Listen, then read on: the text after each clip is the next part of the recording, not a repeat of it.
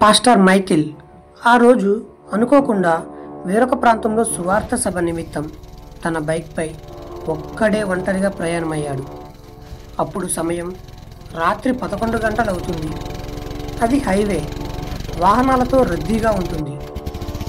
కొంత దూరం వెళ్ళాక సడన్గా ఏమైందో తెలియదు, కానీ వెనుక నుండి వేగంగా ఒక కారు వచ్చి మైకేల్ గుద్దింది. తలకు గాయాలవుతాయి. ఆ సమయంలో ఎవరు కూడా అతన్ని చూడరు. తలకు గట్టిగా తగలడం వల్ల అతను చనిపోతాడు. మర్నాడు ఉదయం అక్కడికి ఒక వ్యక్తి వచ్చి చూసి వెంటనే పోలీసులకు సమాచారం అందిస్తాడు. అతను ఎవరు, అతని వివరాలు సేకరించి మీడియాకు సమాచారం అందిస్తారు. తర్వాత న్యూస్లో బైక్ యాక్సిడెంట్లో పాస్టర్ మైకేల్ అనే వ్యక్తి చనిపోయాడని న్యూస్ వస్తుంది. ఆ విషయం తెలుసుకున్న ప్రజలు, క్రైస్తవులు వందల మంది అక్కడికి చేరుకొని నినాదాలు చేస్తారు.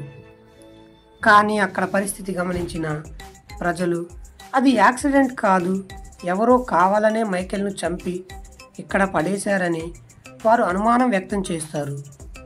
వారి అనుమానం ప్రకారం సీన్ ఒకసారి వెనుకకు వెళ్తే తన బైక్పై ఒక్కడే ఒంటరిగా ప్రయాణమయ్యాడు. అప్పుడు సమయం 11 అవుతుంది. కొంత దూరం వెళ్ళాక అతని గుర్తు తెలియని వ్యక్తులు కారులో వెంబడిస్తారు.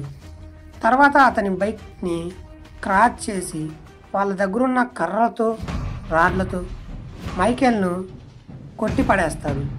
కానీ మైకేల్ అక్కడి నుండి తప్పించుకొని వెళ్ళిపోతాడు. మళ్ళీ వాళ్ళు కారులో అతన్ని వెంబడించి వెనుక నుండి వేగంగా వచ్చి బైక్ని గుద్ది వెళ్ళిపోతారు. అప్పుడు మైకేల్ రోడ్డు పక్కన పడిపోయి, ఇదంతా ప్రజలు ఊహించిన ఊహాగానం మాత్రమే. ఏదేమైనా మైకేల్ ఆత్మకు శాంతి చేకూరాలని ప్రభువుని ప్రార్థిద్దాం.